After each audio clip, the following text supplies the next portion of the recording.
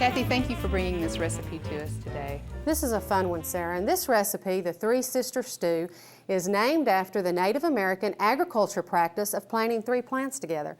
The three plants acted as companions to help each other grow.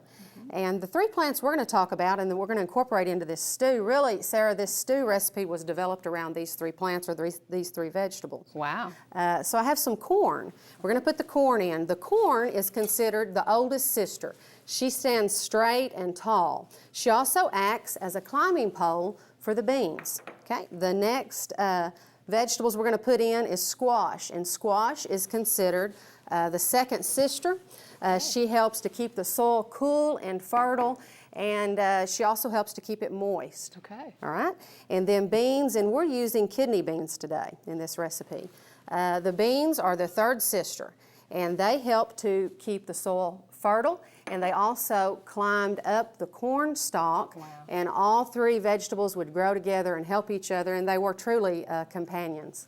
I love thinking about the idea of these three plants supporting each other, you know, to grow. And I know that, you know, that's what we try to do. We try to support each other and encourage each other for better health.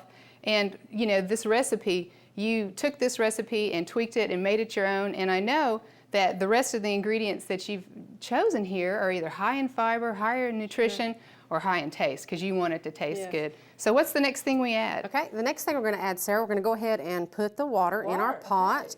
And I'm going to turn the burner on. Okay. This is a really quick, simple recipe. It's really a hearty, filling dish, and it's one of those things that tastes like it's been cooking on the stove all day. It's really very simple.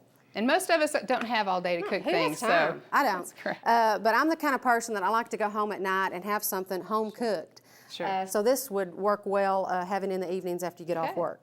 Okay, the next thing I'm going to do, Sarah, is I have some diced tomatoes, canned tomatoes. Great. Okay. We're going to go ahead and put those in our pot. Okay. Good things going on in tomatoes. Sure. Have some tomato sauce. This will help to thicken it up some.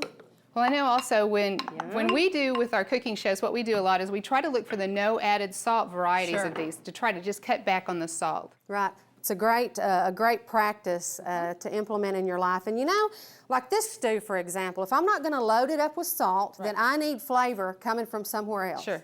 And here we go. Here comes some flavor. Okay. I've got 4 cloves of garlic, and I've diced them up. This is just the whole bulb of garlic. Okay. I like that better than I do the powdered, but whatever you have would work well.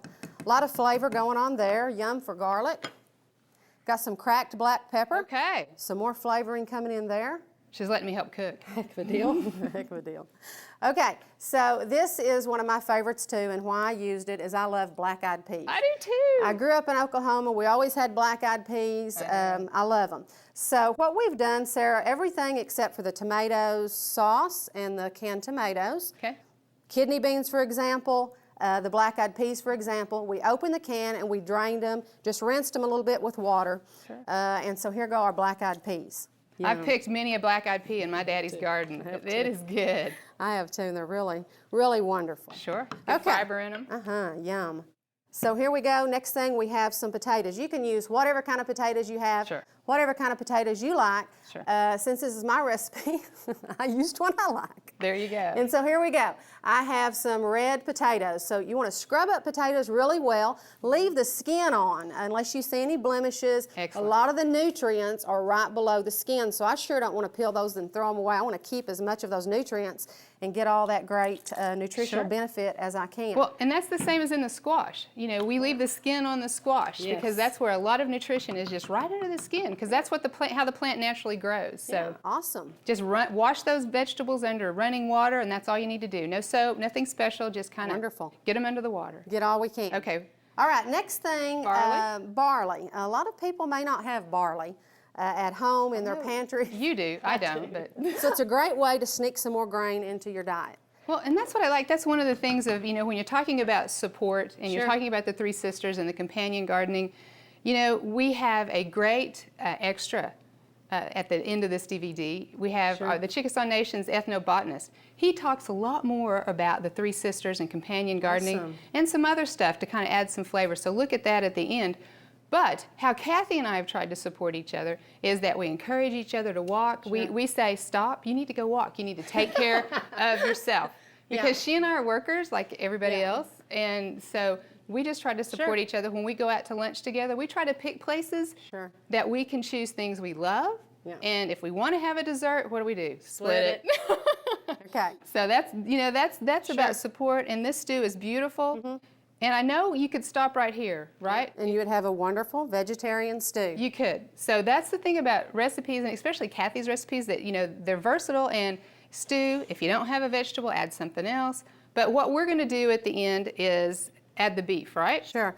And so we have just taken a pound of ground beef, and we cooked it up really well, and we chose the extra lean, of course. Yes. Okay, so you cook the meat in the skillet, get it all the way done, and then what we did, Sarah, is we dumped it in a colander in the sink.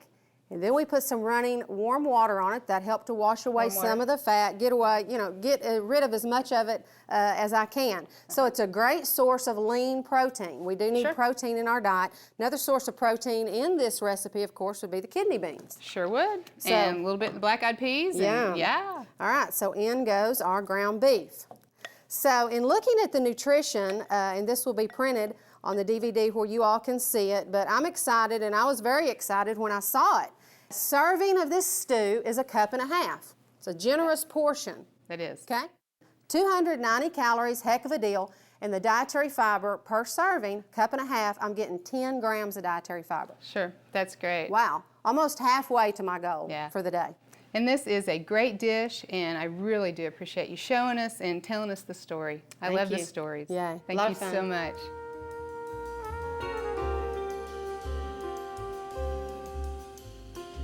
Kathy, we've got the Three Sisters stew, and we've got the sweet potato biscuits, and we've got them together. So I have lunch, and this looks wonderful, and I bet our viewers at home will love making this for their family.